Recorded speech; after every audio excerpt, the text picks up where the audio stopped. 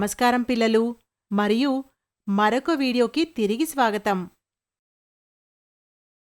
మునుపటి సెషన్లో మనం స్వచ్ఛమైన పదార్థాలు మరియు మిశ్రమాల గురించి తెలుసుకున్నాము. ఇప్పుడు ఆలస్యం చేయకుండా సొల్యూషన్స్ గురించి కొత్త సమాచారాన్ని సేకరిద్దాం.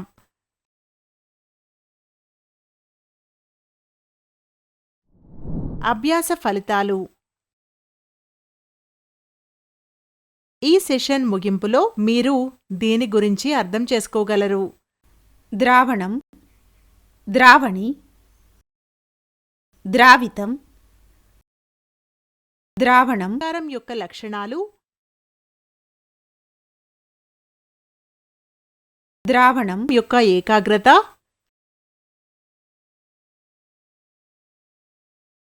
సంతృప్త ద్రావణం, అసంతృప్త ద్రావణం,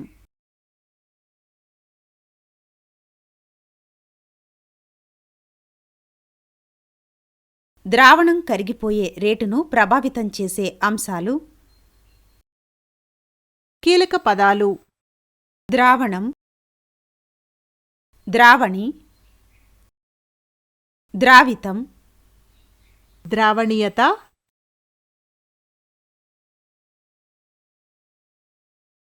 పలుచన పెద్ద మొత్తంలో, ద్రావణిలో చిన్న మొత్తంలో ద్రావితం.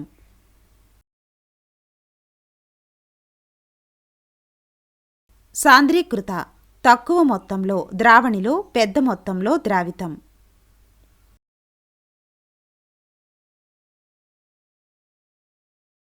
సంతృప్త ద్రావణం. ఒక ద్రావణం మరింత ఎక్కువ ద్రావితం కరిగించలేనప్పుడు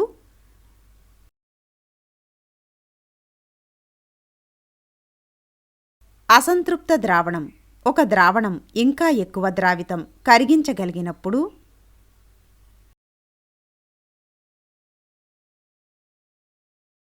సెషన్ను ప్రారంభించే ముందు ఈ కాన్సెప్ట్ మ్యాప్ని చూద్దాం.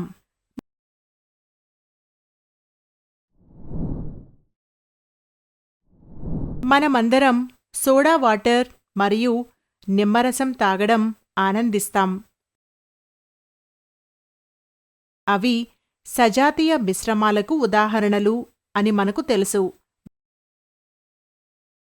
వడపోత ప్రక్రియ ద్వారా మనం దాని భాగాలను వేరు చెయ్యలేని 2 లేదా అంతకంటే ఎక్కువ పదార్థాల సజాతీయ మిశ్రమాన్ని ద్రావణం అంటారు.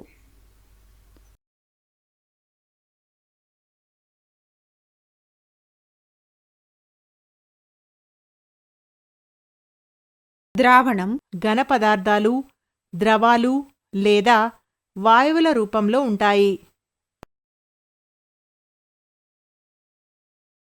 ఒక ద్రావణంలో కనీసం 2 భాగాలు ఉంటాయి, ఒక ద్రావణి మరియు ఒక ద్రావితం. ద్రావణంలోని ఇతర భాగాలను సాధారణంగా పెద్ద పరిమాణంలో ఉండే భాగం, కరిగిపోయే భాగాన్ని ద్రావణి అంటారు. ద్రావకంలో కరిగిన ద్రావణంలోని భాగాన్ని సాధారణంగా తక్కువ పరిమాణంలో ఉండే భాగం ద్రావితం అంటారు. చక్కెరను నీటిలో కరిగించడం ద్వారా చక్కెర ద్రావణం తయారు చేయబడుతుంది.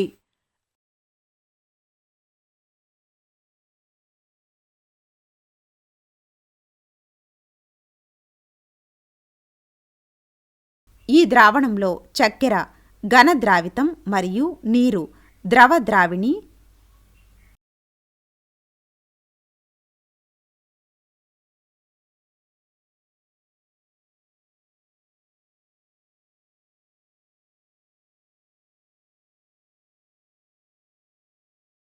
ఒక ద్రావణం సజాతీయ మిశ్రమం.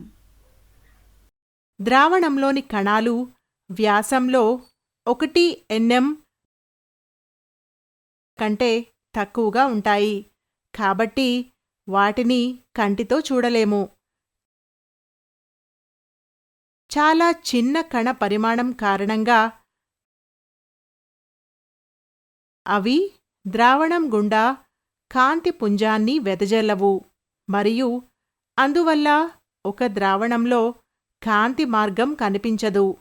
వడపోత ప్రక్రియ ద్వారా ద్రావణ కణాలను మిశ్రమం నుండి వేరుచేయడం సాధ్యం కాదు. కదలకుండా ఉంచినప్పుడు ద్రావణ కణాలు స్థిరపడవు, అంటే ఒక ద్రావణం స్థిరంగా ఉంటుంది.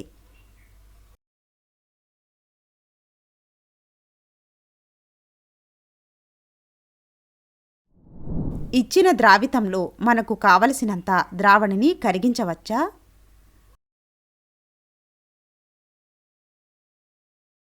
ద్రావణిలో కరిగిపోయే ద్రావితాన్ని మీరు ఎలా నిర్ణయిస్తారు?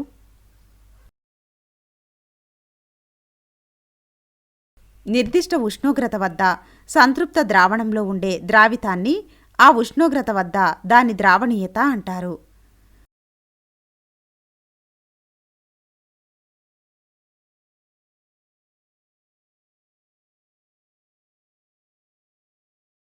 ద్రావితం ఉండవలసిన పరిమాణం కంటే తక్కువగా ఉంటే ద్రావణం విలీన ద్రావణంగా చెప్పబడుతుంది, మరియు ద్రావితం ఉండవలసిన మొత్తం కన్నా ఎక్కువగా ఉంటే గాఢ ద్రావణంగా చెప్పబడుతుంది.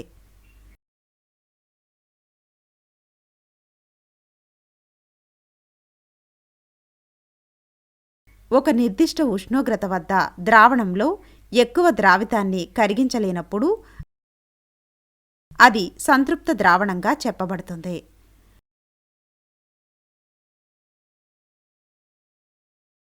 ద్రావణంలో ఉండే ద్రావితం మొత్తం సంతృప్త ద్రావణంలో కంటే తక్కువగా ఉంటే దానిని అసంతృప్త ద్రావణం అంటారు.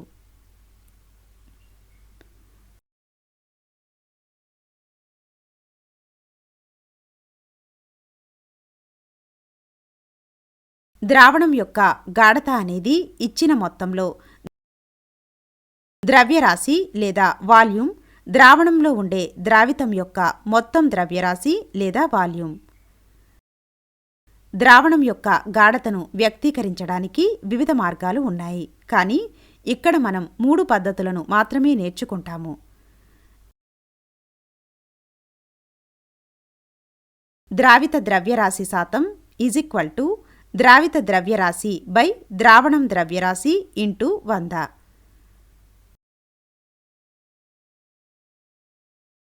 ద్రావిత యొక్క ఘన పరిమాణం శాతం = ద్రావిత యొక్క ఘన పరిమాణం బై ద్రావణం యొక్క ఘన పరిమాణం ఇంటూ 100.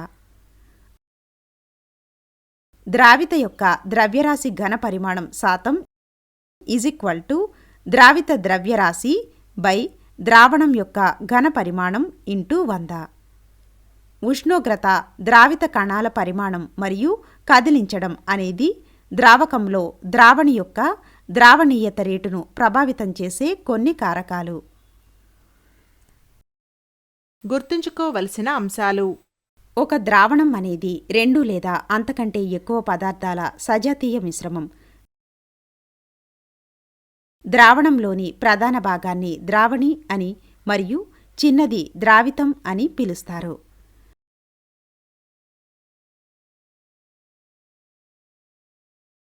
ఒక నిర్దిష్ట ఉష్ణోగ్రత వద్ద సంతృప్త ద్రావణంలో ఉండే ద్రావితాన్ని ఆ ఉష్ణోగ్రత వద్ద దాని ద్రావణీయత అంటారు.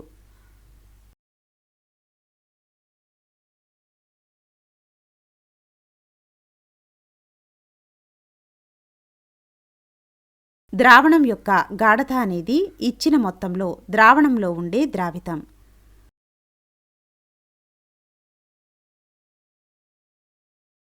ఒక నిర్దిష్ట ఉష్ణోగ్రత వద్ద ద్రావణంలో ఎక్కువ ద్రావితాన్ని కరిగించలేనప్పుడు అది సంతృప్త ద్రావణంగా చెప్పబడుతుంది.